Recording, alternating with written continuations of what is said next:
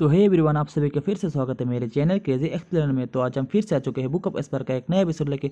जिसने पिछले वाला एपिसोड नहीं देखा जाके वो देख लो, जिसने देख लिया शुरू करते हैं आज का ए वाला एपिसोड।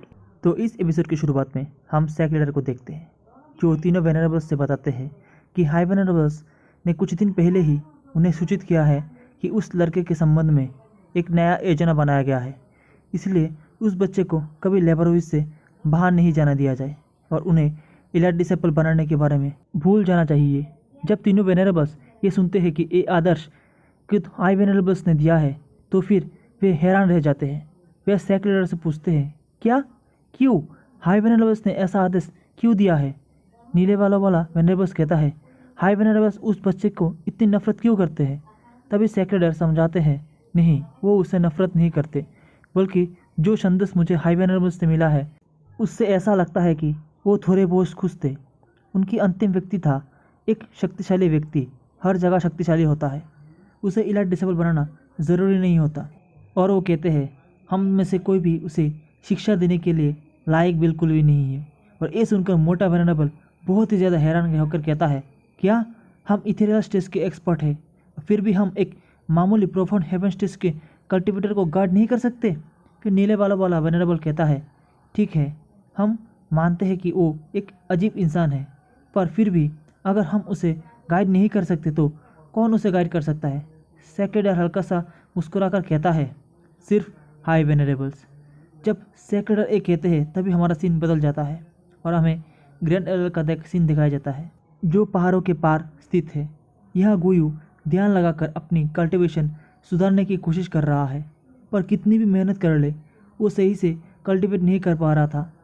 ग्रैंड मास्टर कुछ देर तक उसकी मुसीबतों को देखता है, फिर वो कहता है, छोड़ दो गुयू, अब 3 दिन हो गए हैं और इतनी जल्दी अपनी कल्टीवेशन बढ़ाना आसान नहीं है और इतनी जल्दी कलेक्टिंग करना बिल्कुल भी आसान नहीं है।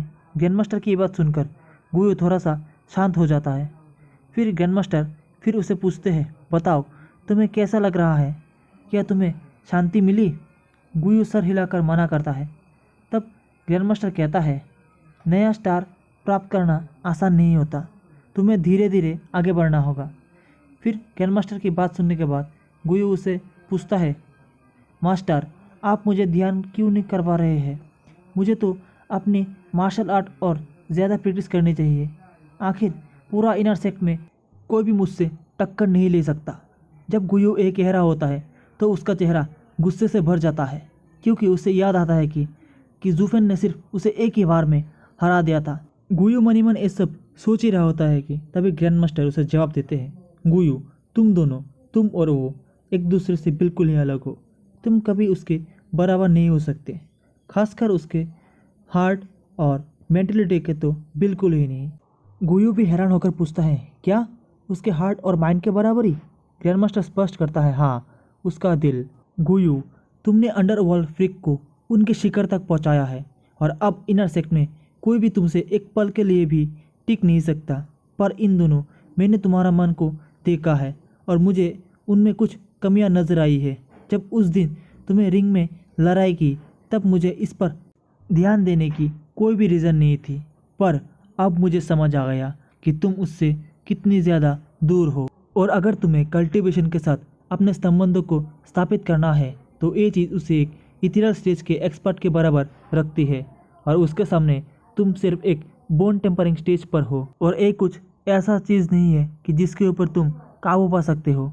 ग्रैंड मास्टर के मुंह से ये सब बात सुनने के बाद गुयू अंदर से टूट जाता है और अपने मन ही मन सोचता है, क्या मैं सच में इतना पीछे छूट गया हूँ? फिर ग्रैंड मास्टर पूछते हैं, गुयू बताओ एक एक्सपर्ट को कौन ग्रेट बनाता है? और अब अपने मास्टर के मुँह से ये सब बात सुनने के बाद गुयू थोड़ी देर के लिए चौकित रह जाता है। फिर वो चिल्लाकर जवाब देता है, ये एक्सपर्ट वही होता है जो पूरी दुनिया को नीचे देखता है और सुनिश्चित करता है कि कोई भी उसकी बराबर नहीं हो सकता। ग्रैंड मास्टर जोर से कहता है, हाँ, अब इस विचार को अपनाओ, अनुभव विज्ञान का पिता है और ये एक्सपर्ट पर भी लागू होता है।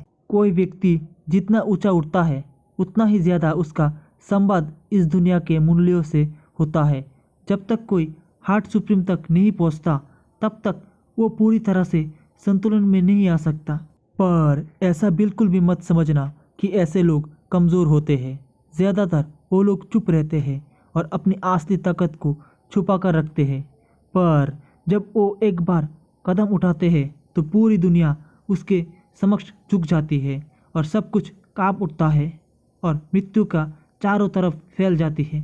जो व्यक्ति अक्सर नज़रअंदाज किया जाता है उसके दिल में अविश्वसनीय शक्ति छुपी होती है। सिर्फ उसकी एक सोच भी किसी को पूरी ज़िंदगी के लिए डरा सकती है। वही एक सच्चा एक्सपर्ट होता है।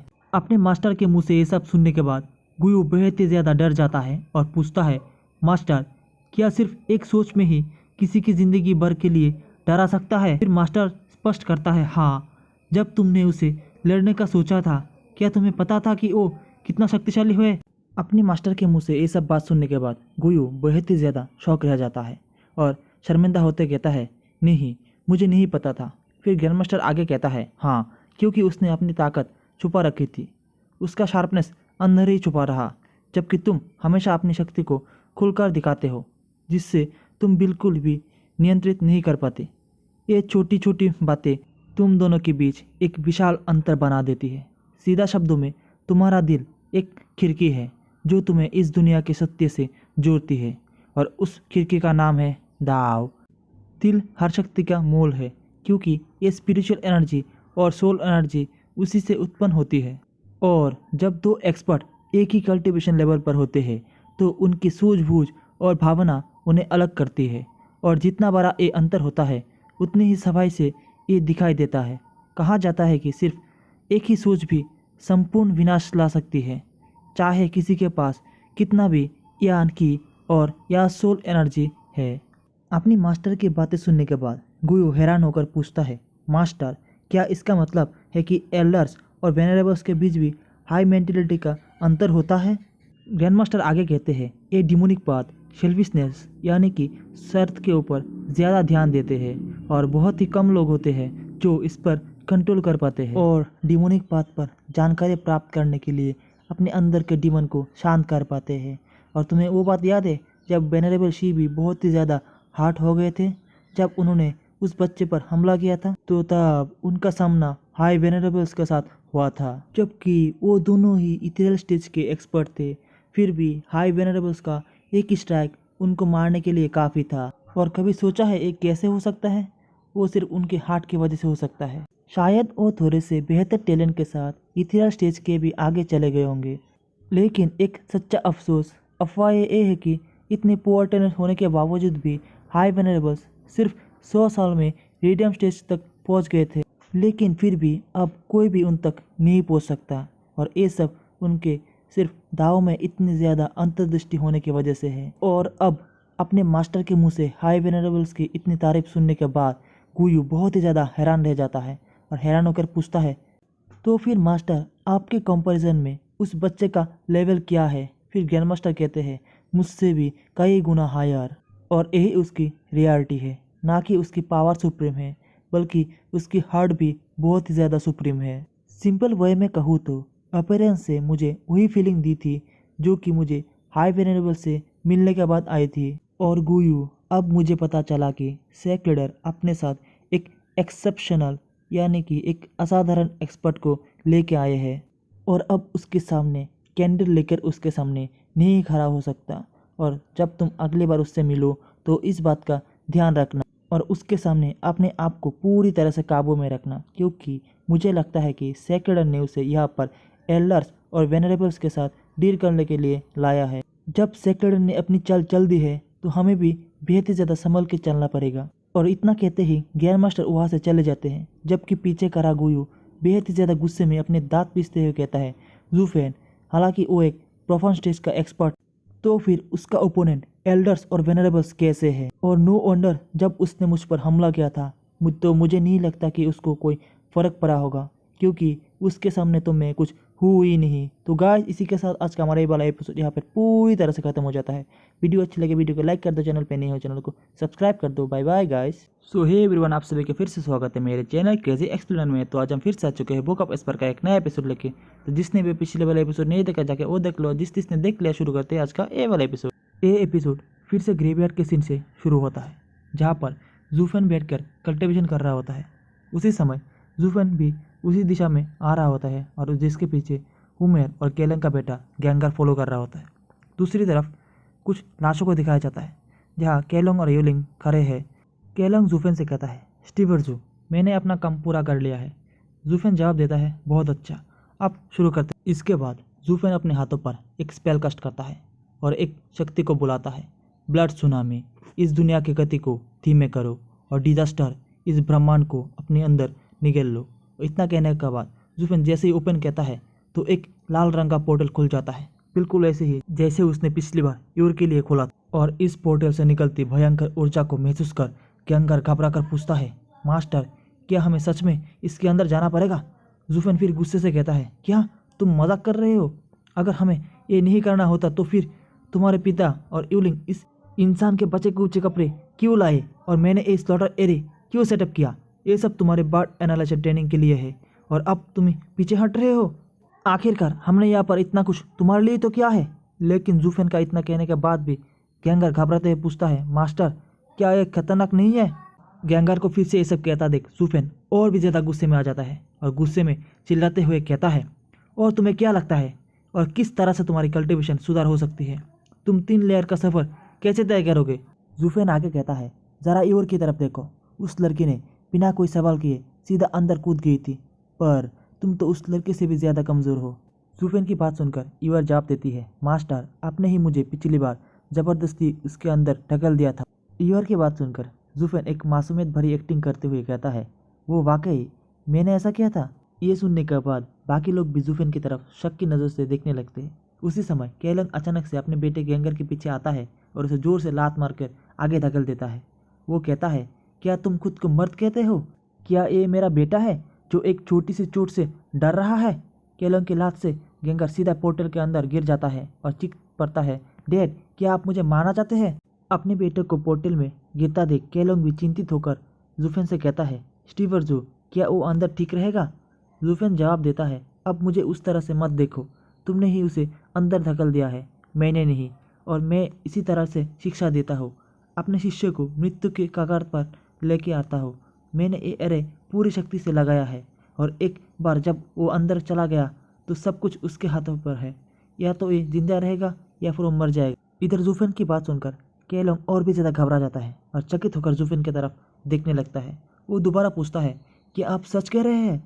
जूफेन मुस्कुरा कर कहता है, और तुम्हें क्या लगता है, क्या मैं मज़ा कर रहा हूँ? क्या तुम अब पछता रहे हो? तो अफसोस, अब बहुत ही ज़्यादा देर हो चुकी है। इतना कहकर जूफेन और एक येलो ग्रेड का एरे खोलता है और ईवर को पीछे से पकड़ लेता है। वो आगे कहता है, अगर मेरे डिसाइपल्स इतना भी नहीं झेल सकते तो बेहतर होगा कि वो हमेशा के लिए कमज़ोर बने रहे। इतना कहते ही जूफेन ईवर को भी एरे के अंदर फेंक देता है, जिससे सभी लोग बहुत ही ज़्यादा चौंक जाते हैं।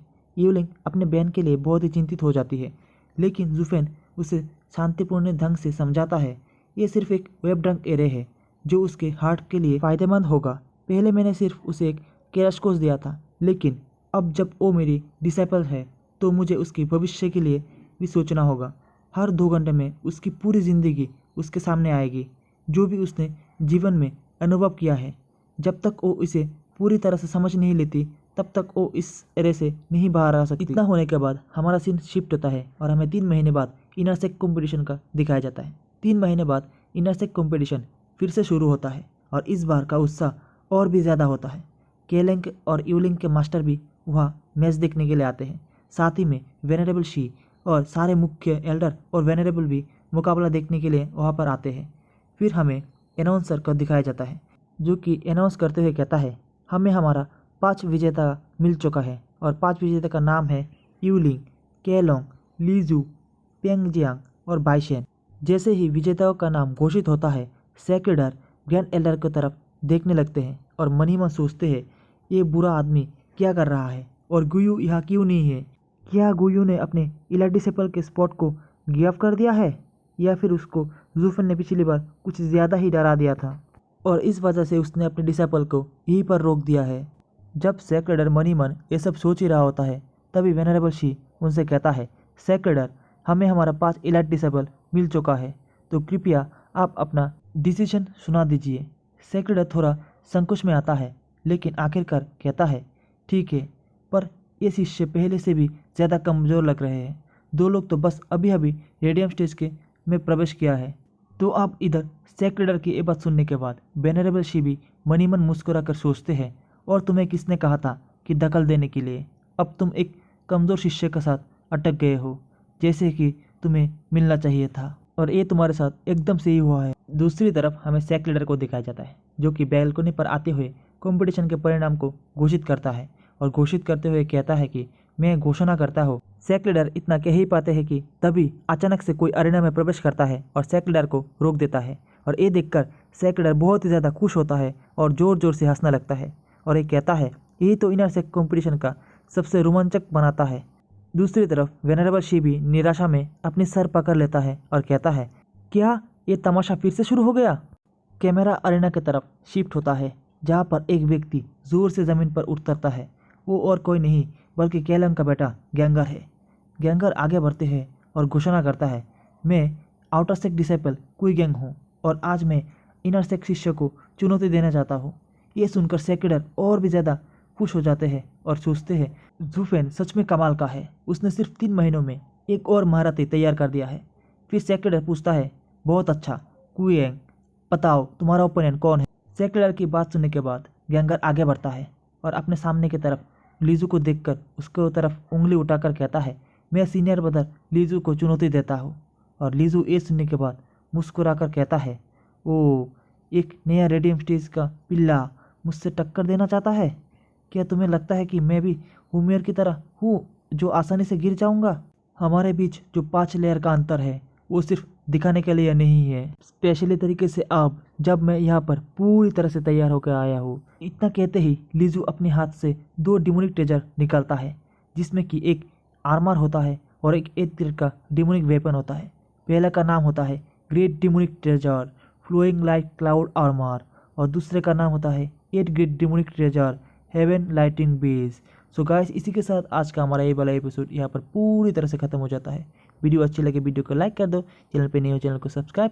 तो हे एवरीवन, आप सभी का फिर से स्वागत है मेरे चैनल क्रेजी एक्सप्लेनर में। तो आज हम फिर से आ चुके हैं बुक ऑफ एस्पर का एक नया एपिसोड लेके। तो जिसने भी पीछे वाला एपिसोड नहीं देखा जाके पहले वो देख लो, जिसने भी देख लिया तो शुरू करते हैं आज का ये वाला एपिसोड। तो दोस्तों, इस एपिसोड की शुरुआत में हम देखते हैं लीजू अपना हाथ आगे बढ़ाता है और कहता है, हमारे बीच का ये 5 लेयर का अंतर सिर्फ नाम का नहीं है। इस बार मैं पूरी तैयारी के साथ आया हूँ। और एक कहकर लीजू 2 8वीं रैंक का डिमोनिक ट्रेजर निकालता है, जिसमें से एक फ्लोइंग लाइटिंग क्लाउड आर्मर और दूसरा हेवन लीडिंग ब्रश। और ये देखकर सेक्ट लीडर भी वेनरेबल शी से कहता है, वेनरेबल शी, इस बार तुम्हारे लोग हद से ज़्यादा बढ़ गए हैं। उसने खुद के लिए इतना अनमोल खजाना तक निकाल लिया है।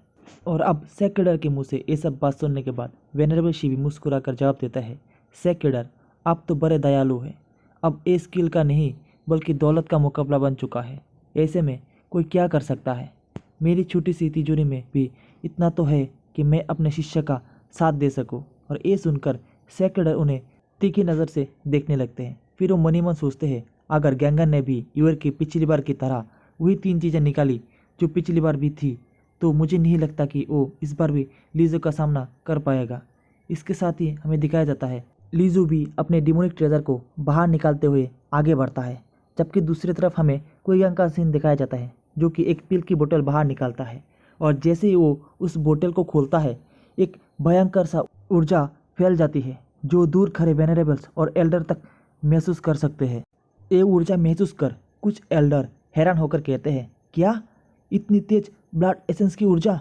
क्या ये 9th ग्रेड का सेवेज ब्लड पिल हो सकती है? इसी वक्त गैंगर भी उसे समझाता है, हाँ, ये ब्लड पिल मेरे ब्लड की गति को कई गुना बढ़ा देगा। मैं अभी 1st लेयर का रेडियम स्टेज पर मैं हूँ, लेकिन ये गोली मुझे 3rd लेयर की ताकत देगी। और एक कहते ही गैंगर उस पिल को निगल लेता है और उसके शरीर से एक विशाल ऊर्जा निकलती है। लीजू भी ये देखकर बहुत ही ज़्यादा हैरान हो जाता है और चीख उठकर कहता है, तू पागल हो गया है क्या? मरना चाहता है क्या? अगर तूने अपनी ब्लड को गति इतना बढ़ा ली तो तू खुद ही फट जाएगा। लीजू की बात सुनकर गैंगर मुस्कुराता है और मुस्कुराकर कहता है, मेरी चिंता करने के लिए शुक्रिया, लेकिन इस बार सब कुछ अलग है। मैंने पहले ही 10th ग्रेड का हेवन रीचिंग पिल निगल लिया है और इसलिए मेरा शरीर आराम से इस ऊर्जा को बर्दाश्त कर सकता है। और ये सुनकर तो लीजू की आंखें फटी की फटी रह जाती है और वो कहता है, क्या एक 10th ग्रेड की पिल? फिर लीजू मन ही मन कहता है, इससे कोई फ़र्क नहीं पड़ता, अभी भी हमारे बीच 2 लेयर का गैप है और भले ही वो अपने पास से कुछ और आर्टिफैक्ट को निकाल ले, फिर भी हमारे बीच का एक गैप कभी भी फील नहीं हो सकता और मुझे हराना इतना भी आसान नहीं होगा। और दूसरी तरफ हम देखते हैं गेंगार जो ज़ोर से हंसता है और अपनी शक्तियों को और ज़्यादा खोलता है और कहता है, अब अगला। जैसे ही वो ये शब्द निकालता है, गेंगार की बॉडी से एक तेज रोशनी निकलती है जिसकी वजह से लीजू कुछ भी साफ से नहीं देख पाता। गुस्से में लीजू चिल्लाकर कहता है, क्या बकवास है, फिर से ये परेशान करने वाला रोशनी। जैसे ही रोशनी खत्म होती है, लीजू देखता है कि गेंगार के हाथों में 2 नया डेमोनिक ट्रेजर है, एक का ब्लड शेडो क्लाउड फ्लैग और दूसरा वॉल पियासिंग क्लो, जो कि देखने में वुल्वरिन के ब्लेड जैसा लग रहा था। साथ ही गेंगार ने अब वॉलेंटिक ब्लड डिमोनिक आर्मर भी पहने हुए था और इतने शक्तिशाली 9th ग्रेड के डिमोनिक ट्रेजर देखकर तो लीजू के आंखें और मुंह खुले के खुले रह जाती है और ना कि लीजू और दूर खड़े रहे एल्डर्स और वेनरेबल तक की आंखें और मुंह खुले के खुले रह जाते हैं। दूसरी तरफ वेनरेबल शिबी ये देखकर बहुत ही ज़्यादा घबरा जाता है और कहता है, क्या बकवास है, ये सब 9th ग्रेड के डिमोनिक ट्रेजर है और कौन है ये पागल जो इनको इतना पैसा दे रहा है। और सेक्रेटर भी ये सब देखकर चकित रह जाते हैं।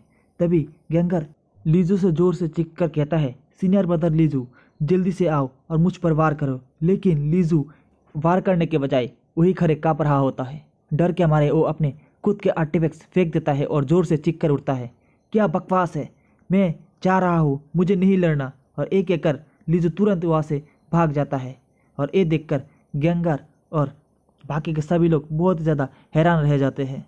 और दूसरी तरफ अपने डिसाइपल को भागते हुए देख वेनरेबल शिबी गुस्से में चिल्लाते हैं और कहते हैं, सेक्रेटर की दौलत बहुत ही ज़्यादा असीम है और कोई भी इनका मुकाबला नहीं कर सकता। और सेक्रेटर को वो देखते हुए कहता है, सेक्रेटर, आप ट्रूली आपके नाम की तरह हमारे सेक्ट लीडर होने के काबिल है। और दूसरी तरफ सेक्रेटर ये सुनने के बाद हल्का सा मुस्कुराता है और सोचता है, क्या बकवास हो रहा है, मेरे तो इस मुकाबले से कोई लेना देना ही नहीं है। इसके बाद सेक्रेटर घोषणा करते हुए कहता है, क्योंकि लीजू ने हार मान ली है तो इस मुकाबले का विजेता कुई गैंग है और इसका परिणाम स्वरूप इलाइट डिसेबल स्पॉट भी उसको दिया जाता है। और अब कुई गैंग तुम किसी को भी एल्डर और वेनरेबल को अपने गुरु के रूप में चुन सकते हो और इलाइट डिसेबल बन सकते हो। जैसे ही सेक्रेटर ये सब कहता है तो हमें सारे के सारे एल्डर्स और वेनरेबल्स को दिखाया जाता है, जो कि गेंगार को देखते हुए कहता है, बच्चे मुझे वर्शिप करो और मैं तुम्हें आसमान की ऊंचाई तक ले जाऊंगा। लेकिन बाकी एल्डर्स कहता है, नहीं नहीं, मुझे चुनो, मैं तुम्हें एक इंसेंट शक्ति प्रदान कर सकता हूँ। लेकिन गेंगार सबको चौंकाते हुए सेक्रेटर को ग्रीट करते हुए कहता है, सेक्रेटर, मेरे पास पहले ही मेरा मास्टर है जो कि लेबर ऑफिस में है, कृपया मुझे उनके पास वापस जाने की अनुमति दीजिए। और ये सुनकर सारे एल्डर्स और वेनरेबल्स भी सदमे में आ जाते हैं, क्या लेबर ऑफिस का शिष्य एक आउटर डिसेबल? बाकी के कुछ भी कहता है, रुको, क्या लेबर ऑफिस के पास 2 इलाइट डिसेबल है? और ये सुनकर सेक्रेटर भी हल्का सा मुस्कुरा कर कहता है, तुम्हारा मन बहुत ही ज़्यादा पवित्र है, ठीक है, तुम अपने मास्टर के पास वापस जा सकते हो, लेकिन उन्हें कहना कि उनके बनाए वस्तु बहुत ही ज़्यादा लाजवाब है और उनसे कहना मेरे लिए भी कुछ बेहतरीन बनाए। और ये कहकर सेक्रेटर वहाँ से वापस जाने लगते हैं। और दूसरी तरफ वेनरेबल शिबी बहुत ही ज़्यादा गुस्से में मैदान छोड़ जाते हैं और इसके साथ हमें ग्रैंड मास्टर को भी दिखाया जाता है, जो कि उन दोनों को जाते हुए देखकर एक गहरी सी सोच में डूब जाते हैं। तो क्या लगता है गाइस, इनका भी कुछ अलग सा प्लान है क्या? तो अंत में हम देखते हैं कि वेनरेबल शी सेक्रेटर के पास आकर कहता है, सेक्रेटर, मुझे इलाइट डिसेबल्स के बारे में कुछ आपसे बात करनी है। फिर सेक्रेटर हाथ घुमाकर जवाब देते हैं, ये लोग बार बार आउटर सेक्ट डिसेबल के हाथ हार रहे हैं, तुम्हें लगता है कि ये इलाइट डिसेबल बनने के लायक है? फिर वेनरेबल शी थोड़े शर्माते हुए पूछते हैं, तो क्या इसका मतलब है कि कंपटीशन फिर से स्थगित हो गया? फिर सेक्रेटर सख्त स्वर में कहता है, स्थगित? क्या तुम्हें लगता है कि ये लोग कुछ महीनों में अचानक से ज्ञान प्राप्त कर लेंगे? नहीं, इनर सेक्ट में अब इन साधना का अधिकार फिर से खो दिया है। और इसी के साथ गाइस आज का हमारा ये पहला एपिसोड यहाँ पर पूरी तरह से खत्म हो जाता है। वीडियो अच्छी लगे वीडियो को लाइक कर दो, चैनल पे नहीं हो चैनल को सब्सक्राइब कर दो। तो बाय बाय गाइस।